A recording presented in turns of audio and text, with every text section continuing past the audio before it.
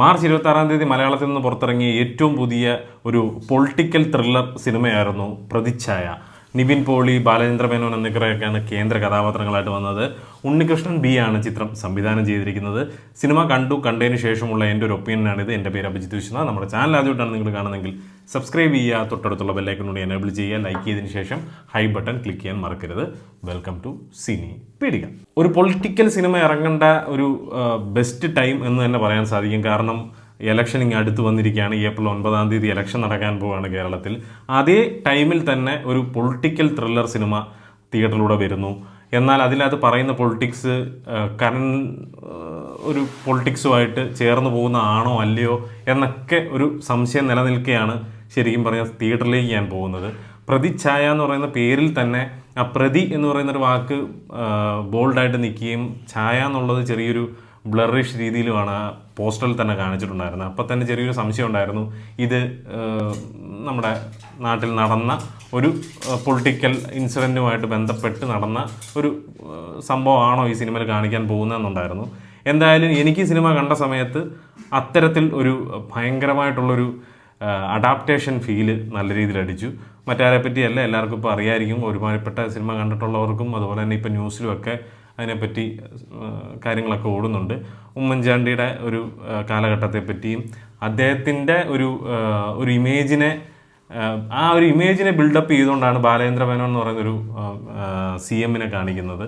അപ്പോൾ അദ്ദേഹത്തിൻ്റെ മകൻ ആയിട്ടുള്ള നിവിൻ പോളി രാഷ്ട്രീയത്തിലേക്ക് വരുന്നതും അച്ഛന് നഷ്ടപ്പെട്ട പ്രതിച്ഛായ വീണ്ടെടുക്കുന്ന ഒരു മകൻ്റെ കഥ, അത് തന്നെയാണ് ശരിക്കും പറഞ്ഞ ഈ പ്രതിച്ഛായ എന്ന് പറയുന്നത്. അപ്പോൾ അത്തരത്തിൽ ഒരു അഡാപ്റ്റേഷൻ ഇവർ സ്വീകരിച്ചിട്ടുണ്ട്. എന്നാൽ ഓപ്പോസിഷൻ പാർട്ടീനെ കൂടുതൽ കളിയാക്കാതെ, വിമർശിക്കാതെ ഒരു സോഫ്റ്റ് കോർണർ പിടിച്ചുകൊണ്ട് തന്നെയാണ് ഇത് ചെയ്തതെന്നുള്ളതും മറ്റൊരു കാര്യമാണ്. കാരണം ഉണ്ണികൃഷ്ണൻ ബി ഒരു ഇടതുപക്ഷ അനുഭാവിയാണ്. അതുകൊണ്ട് തന്നെ പുള്ളി അവരെ കുറ്റം പറയാതെ, എന്നാൽ ഈ കോൺഗ്രസ്സിലുള്ള ആൾക്കാരെ തന്നെ കുറ്റം പറഞ്ഞുകൊണ്ട് ഈ സിനിമയെ മുമ്പോട്ട് കൊണ്ടുപോയി. ശരിക്കും റിയലി അങ്ങനെ ഒരു കാര്യം നടന്നിട്ടുണ്ടായിരുന്നു എന്നുള്ളത് വേറെ സത്യമായിട്ടുള്ളൊരു കാര്യമാണ്.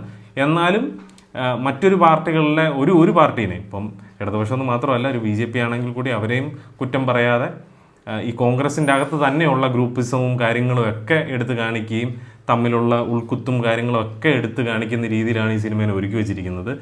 സിനിമ എനിക്ക് വർക്കൗട്ടായോ എന്ന് ചോദിച്ചു കഴിഞ്ഞാൽ ഒരു ആവറേജ് അനുഭവം മാത്രമാണ് എനിക്ക് നൽകിയത്. കാരണം ഫസ്റ്റ് ഹാഫ് വരെ ഇത് സൂപ്പർ പടമാണ്, ഇത് അടിപൊളി ഒരു പടമാണ്. നല്ല രീതിയിൽ ഇതിൻ്റെ ഒരു ബിൽഡപ്പും കാര്യങ്ങളും അതിൻ്റെ ഒരു ടെറൈനും അതിൻ്റെ കാസ്റ്റിങ്ങും അതിൻ്റെ ഒരു കഥയുടെ ഒരു പോക്കും കാര്യങ്ങളൊക്കെ ഒരു ത്രില്ലിംഗ് ആയിട്ട് തന്നെ കൊണ്ടുപോവുകയും സെക്കൻഡ് ഹാഫിലേക്ക് വരുമ്പോൾ കൂടുതലൊന്നും പറയാനില്ലാതെ വളരെയധികം വലിച്ചു നീട്ടലുകൾ അനുഭവിച്ച് ഇതിനി എപ്പോൾ തീരും എന്നുള്ളൊരു കൺസേണിലേക്ക് പോയ ഒരു സെക്കൻഡ് ഹാഫ് ആയിരുന്നു.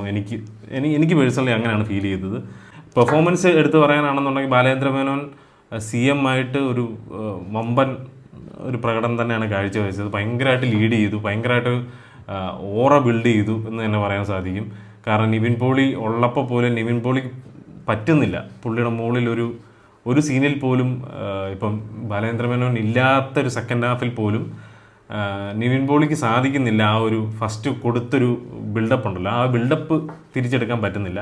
ബട്ട് സ്റ്റിൽ നിവിൻ പോളിയിൽ ഒരു ആക്ടറിൻ്റെ ഒരു സംഭവം ഉണ്ടല്ലോ, കുറച്ച് നാളായിട്ട് നമ്മൾ മിസ് ചെയ്തിരുന്ന സർവമായ എന്ന് പറയുന്ന സിനിമയിലൂടെ തിരിച്ചു വന്ന ആ നിവിൻ പോളിനെ നമുക്ക് കാണാൻ സാധിച്ചു. ഒരു മാജിക്ക് എവിടെയോ പെർഫോമൻസിലും ബിഹേവിയറിലും നോട്ടത്തിലും ബോഡി ലാംഗ്വേജിലൊക്കെ കാണാൻ സാധിക്കുന്നുണ്ടായിരുന്നു. ഓവറോൾ നോക്കുമ്പോൾ ഇപ്പം മണിയം പിള്ള രാജുവിൻ്റെ ഒരു റോളുണ്ട്, അതുപോലെ തന്നെ ഹരിശ്രീ അശോകൻ്റെ ഒരു റോളുണ്ട്. പറയുമ്പോൾ തന്നെ ഒരു കാര്യം എടുത്തു പറയണം, നമ്മുടെ ലൂസിഫർ അതുപോലെ തന്നെ എമ്പുരാൻ സിനിമകളിലൊക്കെ ഒരുപാട് യൂസ് ചെയ്ത് കണ്ടിട്ടുള്ള കുറേ പൊളിറ്റിക്കൽ സാധനങ്ങൾ, അതിൻ്റെ അകത്തെ പൊളിറ്റിക്കൽ ഗെയിമിനെ പറ്റി ഇതെല്ലാം ഈ സിനിമയിലും ചർച്ച ചെയ്യാൻ അവർ ശ്രമിച്ചിട്ടുണ്ട്.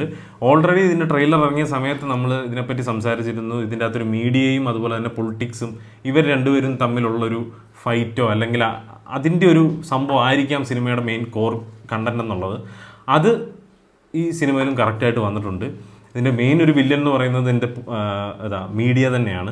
അപ്പോൾ ആ മീഡിയ എങ്ങനെ ജനങ്ങളിലേക്ക് വാർത്തകൾ എത്തിക്കുന്നു, എത്രത്തോളം വാർത്തകൾ ഫിൽട്ടർ ചെയ്തിട്ടാണ് അവർ ആൾക്കാരിലേക്ക് എത്തിക്കുന്നത്, അല്ലെങ്കിൽ എങ്ങനെയാണ് ഒറിജിനൽ കാര്യത്തിനെ വേറൊരു രീതിയിൽ പെർഫെക്റ്റ് ഒരു വ്യൂവിൽ തന്നെ വ്യത്യാസം വരുത്തിക്കൊണ്ട് ആൾക്കാരിലേക്ക് എത്തിക്കുന്നതെന്നൊക്കെ ഉള്ളത് ഈ സിനിമയിൽ അവർ പറയാൻ ശ്രമിച്ചിട്ടുണ്ട്. അപ്പോൾ അതൊക്കെ നല്ലൊരു കാര്യമായിട്ട് തോന്നി. ഇത് തന്നെയാണ് ലൂസിഫറിലും അതുപോലെ തന്നെ എമ്പുർലാനിലൊക്കെ ചെറുതായിട്ടൊക്കെ പറയാൻ ശ്രമിച്ച് ആ കാര്യം ഇവിടെ നല്ല രീതിയിൽ പറഞ്ഞു. താല്പര്യമുണ്ടെങ്കിൽ നിവിൻ പോളിയെ കാണണമെന്ന് ആഗ്രഹമുണ്ടെന്നുണ്ടെങ്കിൽ, ബാലചന്ദ്ര മേനോനെ വർഷങ്ങൾക്ക് ശേഷം ഒരു നല്ല റോളുമായിട്ട് കാണണമെന്ന് ആഗ്രഹം ഉണ്ടെങ്കിൽ തിയേറ്ററിലേക്ക് പോയി കാണുക. നിങ്ങൾക്കൊരു നല്ലൊരു പൊളിറ്റിക്കൽ ത്രില്ലർ കാണാൻ സാധിക്കും. എനിക്കിത് പേഴ്സണലി ഒരു ആവറേജ് അനുഭവം മാത്രമാണ് നൽകിയത്. നിങ്ങൾക്ക് ചിലപ്പോൾ കാണുമ്പം ഒരു ഗംഭീര തിയേറ്റർ എക്സ്പീരിയൻസും ഒരു ഗംഭീര സിനിമയായിട്ടും ചിലപ്പോൾ നിങ്ങൾക്ക് ഫീൽ ചെയ്തേക്കാം. എന്തായാലും ഇറക്കിയ സമയം ഗംഭീരമായിരുന്നു, അതിലൊരു സംശയവുമില്ല. എടുത്ത സബ്ജക്റ്റും കറൻ്റ്ലി വാല്യുബിൾ ആണോ എന്ന് ചോദിച്ചു കഴിഞ്ഞാൽ അത് രണ്ട് രീതിയിലും അതിനെ പറയാൻ സാധിക്കും. ആണെന്നും പറയാം, അല്ലെന്നും പറയാൻ സാധിക്കും. അപ്പോൾ ചിലപ്പോൾ നിങ്ങൾക്ക് കാണുമ്പോൾ ഗംഭീര ഒരു ഫീലായിരിക്കാം. അത് എനിക്ക് പറയാനുള്ളൂ. എന്തായാലും വീഡിയോ ഇഷ്ടപ്പെട്ടെന്നുണ്ടെങ്കിൽ നിങ്ങളുടെ അഭിപ്രായം കമൻറ്റ് ബോക്സിൽ രേഖപ്പെടുത്തുക. ലൈക്ക് ചെയ്യുക, ഹൈ ബട്ടൺ ക്ലിക്ക് ചെയ്യുക. അടുത്തൊരു വീഡിയോ ആയിട്ട് വരുന്നവരെ പീസ് ഔട്ട്.